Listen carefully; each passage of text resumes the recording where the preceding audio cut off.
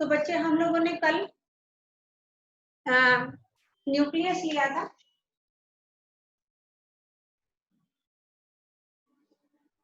सबसे फर्स्ट चीज आती है बेटा कि न्यूक्लियस के अंदर किस तरह का स्ट्रक्चर है या क्या है। तो it is a cell organelle which is bounded by double unit membrane. Double unit membrane से बाउंडेड सेल ऑर्गेनल है। सेकेंड थिंग कि हम लोग लेके नंबर ऑफ न्यूक्लियस पर सेल, यानी हर सेल में कितने न्यूक्लियस प्रेजेंट होते हैं। तो अगर हम देखें नंबर ऑफ न्यूक्लियस पर सेल, तो most of the cell having one nucleus पर सेल।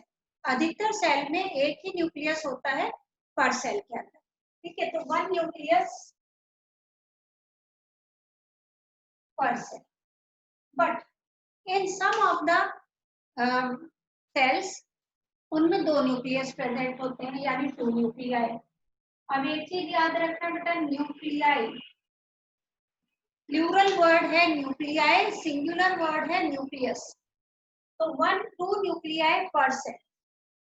हर सेल में दो न्यूक्लियाई किसमें प्रेजेंट होंगे। एग्जाम्पल होगा पैरामीशियम। आप लोगों को याद होगा जब मैंने प्रोटिस्टा करवाया था, तो प्रोटिस्टा में मैंने इस तरह से बताया था कि पैरामीशियम जो होता है, जिसको हम स्लीपर एनिमेक्यूल कहते हैं, जिसमें बहुत सारे सीलिया प्रेजेंट होते हैं, उसके अंदर दो न्यूक्लियस प्रेजेंट होते हैं। One is called as macronucleus and second is called as micronucleus. तो ये मैक्रोन्यूक्लियस और micronucleus means each cell is having two nuclei. So two nuclei per cell. Some of the cell have many nucleus या many nuclei. If more than two are there, so then we can use the word too many nuclei. Many nuclei जो condition होती है उसको हम लोग बेटा कहते हैं सिनोसिटिक कंडीशन या फिर सिंसिशियम। ये दो टर्मिनोलॉजी हम लोगों ने पढ़ रखी है। One is the coenocytic condition and second is the syncytium condition. अब इनका मीनिंग क्या होता है ना, कि भाई सिंसिशियम कंडीशन क्या है या सिनोसिटिक कंडीशन क्या है। तो सिंपली अगर सिनोसिटिक और सिंसिशियम दोनों ही एक मल्टी न्यूक्लिएटेड कंडीशन के लिए वर्ड यूज होता है। दोनों ही किसके लिए यूज होता है बेटा, मल्टी न्यूक्लिएटेड कंडीशन के लिए यूज होता है। तो कहाँ पे हम लोग सिनोसिटिक कंडीशन यूज करेंगे और कहाँ पे हम लोग सिंसिशियम यूज करेंगे, वो चीज अगर हमें देखनी है तो वैसे तो क्या कोई हार्ड एंड फास्ट रूल नहीं है कि भाई इधर सिंसिशियम होना है या इधर सिनोसिटिक होना है। हम कहीं पे भी सिनोसिटिक कंडीशन या कहीं पे भी हम सिंसिशियम कंडीशन यूज कर सकते हैं। हाँ, तो बेटा मैं आपको ये बताती हूँ कि किस कंडीशन में हम लोग सिंसिशियम वर्ड यूज करते हैं और किस कंडीशन में हम सिनोसिटिक कंडीशन यूज करते हैं। तो वैसे तो इसके लिए कोई हार्ड एंड फास्ट रूल नहीं है कि भाई किस कंडीशन में हम लोग ये यूज करेंगे सिंसिशियम और किस कंडीशन में हम लोग सिनोसिटिक यूज करेंगे। लेकिन आपको बता देती हूँ, प्रोटिस्टा में और फंजाई के लिए, प्रोटिस्टा और फंजाई का अगर आता है तो हम लोग यूज करेंगे सिनोसिटिक कंडीशन। ठीक है, और अगर प्लांट सेल्स के लिए बात आती है तो उस कंडीशन में हम एनिमल सेल्स के लिए अगर बात आती है तो उस कंडीशन में हम लोग करेंगे सिंसिशियम। तो एनिमल्स का केस हुआ तो सिंसिशियम, और प्रोटिस्टा और फंजाई के लिए केस हुआ तो then it is called as coenocytic. तो यूजुअली हम लोग सिंपली फंजाई में जो कंडीशन होती है मल्टी न्यूक्लिएटेड कंडीशन, तो उसके लिए हम यूज कर लेते हैं सिनोसिटिक कंडीशन। ठीक है, अब बेटा बात आती है, ये तो हो गए न्यूक्लियस के सिनोसिटिक कंडीशन। तो इसमें सिंसिशियम कंडीशन कहाँ मिलती है? तो सिंसिशियम कंडीशन जो मिलती है बेटा वो हमको मिलती है कहाँ पे, जो हमारे स्ट्रेटेड मसल्स, स्ट्रेटेड मसल्स हम लोगों ने करा था बेटा कि जो हम लोगों की स्ट्रेटेड मसल्स होती है उसमें सिंसेशन कंडीशन मिलती है। स्ट्रेटेड मसल ना आफ्टर मैनी न्यूक्लियस का कंडीशन में हमने ये तो बता दिया बेटा एग्जांपल। अब आता है कि पोजीशन ऑफ द न्यूक्लियस कहाँ होती है, कि न्यूक्लियस सेल में कहाँ सिचुएटेड होता है। तो next is the position. Position, the nucleus will be present in the centre. Centre में न्यूक्लियस प्रेजेंट होता है mostly in the animal cell. अब एनिमल सेल पे भी अगर अपन लोग लेते हैं, कौन सी वाली एपिथेलियम ली थी बेटा, ये वाला स्ट्रक्चर में कौन सी वाली एपिथेलियम का बना रहे हैं, ये कौन सी एपिथेलियम है बेटा, बता सकते हैं इस एपिथेलियम का नाम? यस, कौन सी है बेटा? Ciliated epithelium. मैंने तो अभी सीलिया बनाया ही नहीं, इसके साइज के हिसाब से कैसे क्या बोलेंगे हम इसको? कॉल्यूमिनेटेड। और हाँ, कॉल्यूमिनर एपिथेलियम। तो कॉल्यूमिनर एपिथेलियम में nucleus is present at the base. हमने यही बनाया था कि कॉल्यूमिनर एपिथेलियम में nucleus is present towards the base, base की तरफ पोजीशन है।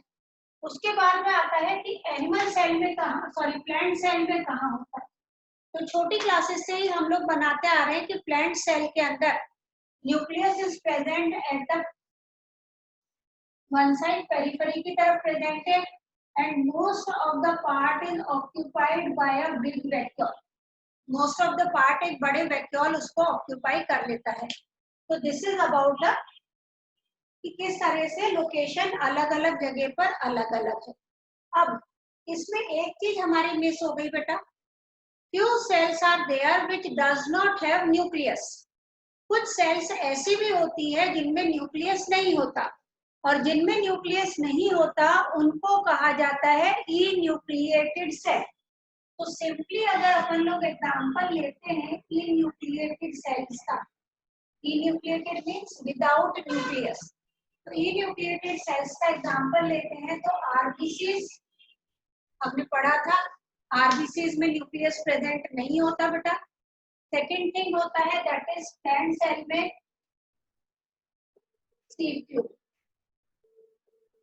सीव ट्यूब में भी न्यूक्लियस नहीं होता। और इसके अलावा दैट इज द प्लेटलेट्स,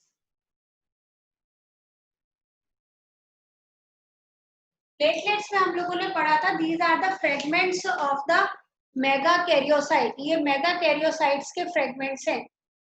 तो यूजुअली इनमें भी न्यूक्लियस प्रेजेंट नहीं, ठीक है बेटा। तो ये चीज आ जाते हैं इनके डिफरेंट टाइप, पोजीशन, कहाँ प्रेजेंट है, वो सारी चीजें। Now we come on to the structure of the nucleus. तो बेटा स्ट्रक्चर ऑफ न्यूक्लियस में in the previous class also I told you that nucleus एक double unit membrane bounded cell organelle है जिसमें दो मेम्ब्रेन प्रेजेंट होती है। ये जो मेम्ब्रेन है ये कॉन्टिन्यूअस नहीं होती है, इनमें स्मॉल ओपनिंग्स या पोर्स प्रेजेंट होते हैं जिन्हें हम न्यूक्लियर पोर कहते हैं। एंड दीज पोर्स जो होते हैं they are mainly responsible for the exchange of the material between the cytoplasm and the nucleoplasm। यानी न्यूक्लियोप्लाज्म और साइटोप्लाज्म के बीच में जो मटेरियल का एक्सचेंज होता है उसके लिए रिस्पॉन्सिबल होता है। Yesterday I also told you that the size of the nuclear core, मुझे पता नहीं क्यों ऐसा लग रहा है कि yesterday क्लास में मैंने न्यूक्लियर कोर का जो साइज बताया था वो मुझे लग रहा है कि मैंने गलत बता दिया। तो इसका जो साइज होता है वो 500 to 800 एंगस्ट्रॉम कह दो, या फिर सिंपली हम कह दें कि 50 to 80 नैनोमीटर। मुझे ऐसा याद पड़ रहा है कि मैंने आपको 50 to 80 माइक्रोन मीटर बता दिया था। तो अगर आप लोगों ने लिखा है और माइक्रोन मीटर लिखा हुआ है तो उसको कट करके उसको एंगस्ट्रॉम या फिर नैनोमीटर में कन्वर्ट करो। आपको पता है 1 nanometre is equal to 10⁻⁹ metre होता है।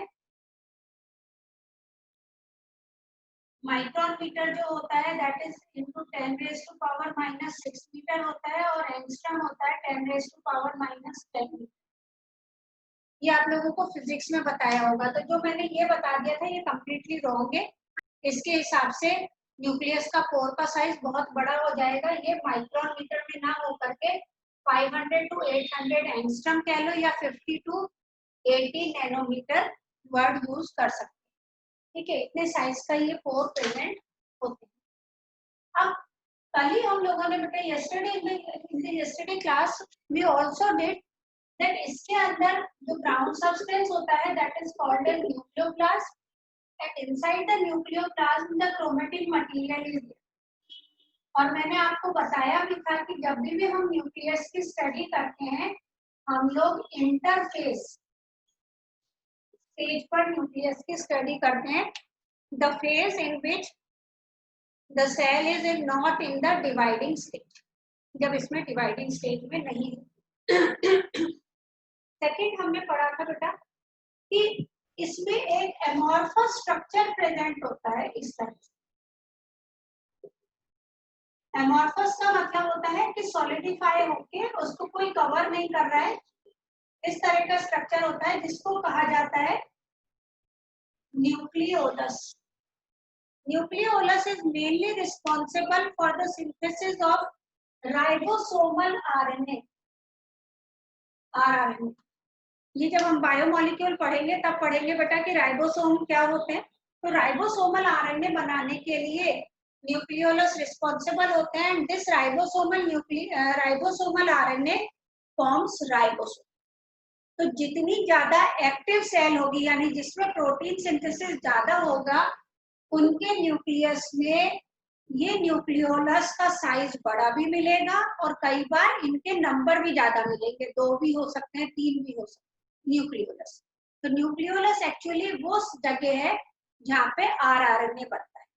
ठीक है, क्योंकि आरएनए सिंथेसाइज न्यूक्लियस में होता है और फिर वो साइटोप्लाज्म में आता है। ये हम लोग 12th क्लास में पढ़ेंगे बिल्कुल एग्जैक्टली। अब आता है the structure of the chromatin material. तो क्रोमेटिन मटेरियल जो है बेटा it is a genetic material.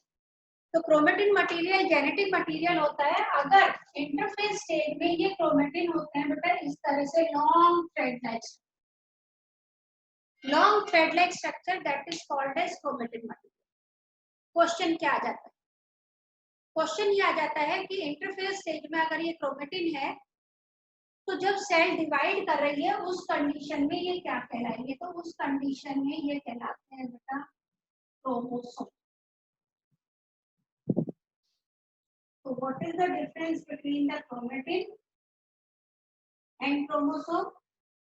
Chromatin is a long thread-like structure, while the chromosome is highly coiled and condensed chromatin material. जब highly condensed chromatin material हो जाता है बेटा तो उसको क्या कहा जाता है? क्रोमोसोम कहा जाता है। ठीक है, अब नेक्स्ट क्वेश्चन क्या बनता है? What are the components of the chromosome? यानी क्रोमोसोम किन किन कंपोनेंट्स के बने हैं? तो the chromosomes are made up of DNA, histone protein, ये अलग से हिस्टोन प्रोटीन एक अलग प्रोटीन का नाम है। उसके अलावा हिस्टोन प्रोटीन के अलावा दूसरे जो भी कोई प्रोटीन प्रेजेंट होते हैं उनको कहा जाता है नॉन हिस्टोन प्रोटीन। तो क्रोमेटिन मटेरियल या मैं ये कहूँ क्रोमोसोम किस किस का बना है बेटा? पहला DNA, second histone protein, next non histone protein and next is the R. ये क्वेश्चन आया हुआ है बेटा। दीपेश बेटा इसको म्यूट करो अपने माइक को। ये क्वेश्चन आया हुआ है, नीट में भी आया हुआ है और अपने क्लास में भी आता है कि what are the components of the chromosome. तो कंपोनेंट्स हो गए DNA, histone protein, non histone protein as well as the RNA जिनके क्रोमोसोम्स हैं। The number of chromosome in a particular species is constant. जैसे ह्यूमन बीइंग में जो number of chromosome पर cell present होते हैं वो प्रेजेंट होते हैं बेटा 46। तो वो चाहे मेरी बॉडी में हो या आपकी बॉडी में हो, सबकी बॉडी में क्रोमोसोम्स का नंबर कितना रहेगा बेटा? 46 ही रहेगा। यानी एक स्पीशीज, हम कौन है बेटा? ह्यूमन बीइंग, हमारी एक स्पीशीज है होमो सेपियंस सेपियंस, तो हमारी स्पीशीज में chromosome number constant. Honey bee, honey bee में क्रोमोसोम्स जो होते हैं वो होते हैं 32, लेकिन हनी बी का एक एक्सेप्शन है बेटा। हनी बी में, फीमेल हनी बी में 32 क्रोमोसोम होते हैं और मेल के अंदर 16 होते हैं, हाफ। क्यों होते हैं वो मैं आप लोगों को बाद में बताऊंगी बेटा, जब सेल डिवीजन करेंगे उस टाइम ये आएगा। लेकिन बाकी सभी एनिमल्स में the chromosome number remain constant through out the species. Chromosome क्या है बेटा? These are the hereditary, these carry the hereditary material. जैसे अगर मेरा कैरेक्टर, मैं आई हूँ, मेरे जो कैरेक्टरिस्टिक फीचर है, कैरेक्टर नहीं, मेरे कैरेक्टरिस्टिक फीचर जो है, मेरी nose, eyes, hair, lips, colour of the skin, मेरे खड़े होने का ढंग या बात करने का ढंग। बात करने का ढंग तो हमारा चेंज हो जाता है, जैसे अगर तुम लोगों को बचपन से ही ले जाके और अमेरिका में अपब्रिंगिंग होती तो आप लोगों की ये लैंग्वेज अभी इस तरह की नहीं होती, आप लोगों का एक्सेंट बदल जाता। हम लोग जहाँ पे रहते हैं हमारा एक्सेंट उसके हिसाब से होता है। तो सिंपली बाकी कैरेक्टरिस्टिक मेरे अंदर किसकी आई है बेटा? मेरे दोनों पेरेंट्स से। कुछ कैरेक्टरिस्टिक में मैं अपनी दादी जैसी हूँ, कुछ कैरेक्टरिस्टिक में मैं अपने नाना जैसी हूँ, कुछ में मैं मम्मी जैसी हूँ, कुछ में मैं पापा जैसी हूँ। तो वो सारे कैरेक्टरिस्टिक कैसे आ गए बेटा? Through the chromosome. क्योंकि 23 क्रोमोसोम मेरे अंदर जो 46 क्रोमोसोम है उसमें से 23 chromosome I received from my mother and another 23 chromosome I received. Puneet, कोई भी अपना अनम्यूट नहीं करेगा। ओके, अब अगर हम स्ट्रक्चर ऑफ क्रोमोसोम ले तो स्ट्रक्चर ऑफ क्रोमोसोम का मैं एक स्ट्रक्चर बनाती हूँ कि क्रोमोसोम के कितने पार्ट्स या कौन कौन से पार्ट्स होते हैं। तो simply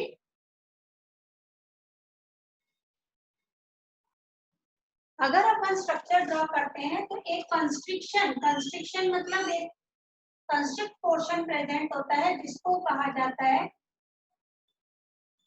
centromere.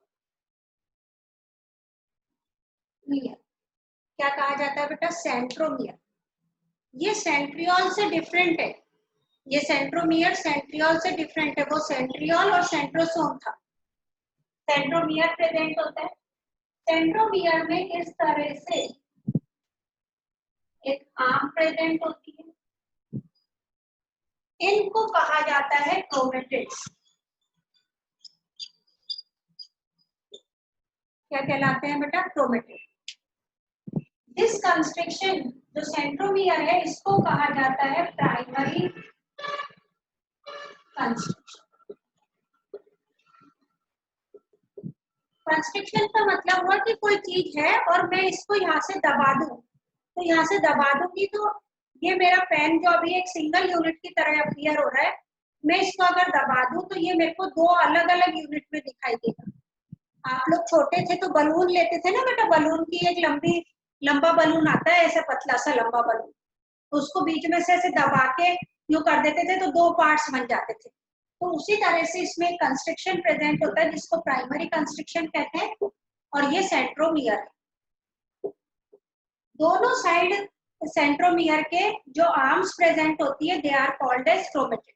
Okay, now chromatid जो होते हैं इनके अंदर क्या प्रेजेंट होता है बेटा? तो chromatin material is highly coiled. तो यहाँ पे ये इस तरह से इनमें chromatin material present like this.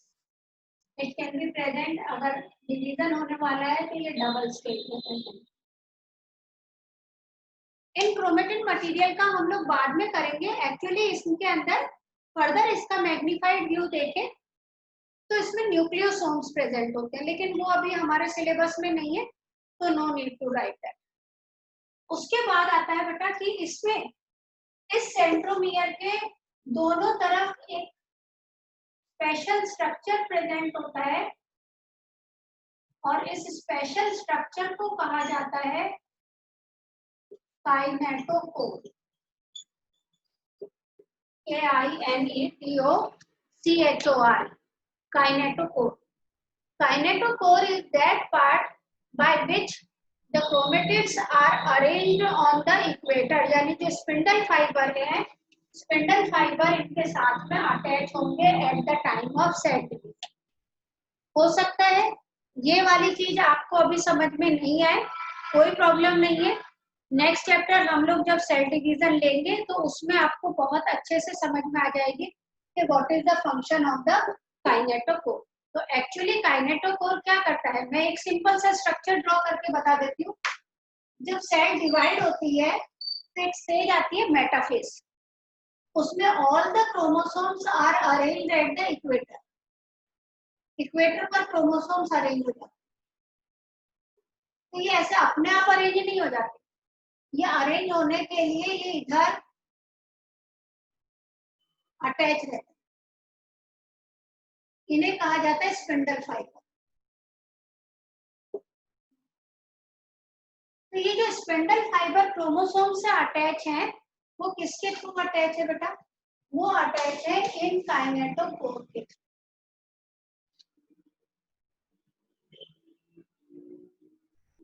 ठीक है, और ये काइनेटोकोर जो क्रोमोसोम्स को स्प्लिट करने में हेल्प करती है। So this is the structure of the chromosome.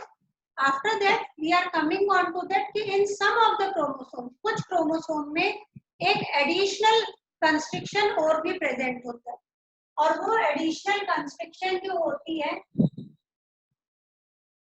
इस तरह से, सब में नहीं होती, सब में नहीं होती, कुछ क्रोमोसोम्स में an additional constriction is there, और ये एडिशनल कंस्ट्रिक्शन जो होगी इसको कहा जाएगा सेट क्रोमोसोम। सेट का फुल फॉर्म होता है सैटेलाइट, तो satellite chromosome, and this constriction is called as secondary constriction. Question क्या बन सकता है, how you can identify the primary and the secondary constriction. तो सिंपल सा आंसर है कि सेकेंडरी कंस्ट्रिक्शन के बाद की जो स्पेस, जो प्लेस रहेगा, जो पार्ट ऑफ द क्रोमोसोम रहेगा, it does not take stain, ये स्टेन या कलर नहीं लेता है। बाकी पूरा क्रोमोसोम क्या करेगा बेटा, कलर लेगा। तो ये चीज हो जाती है।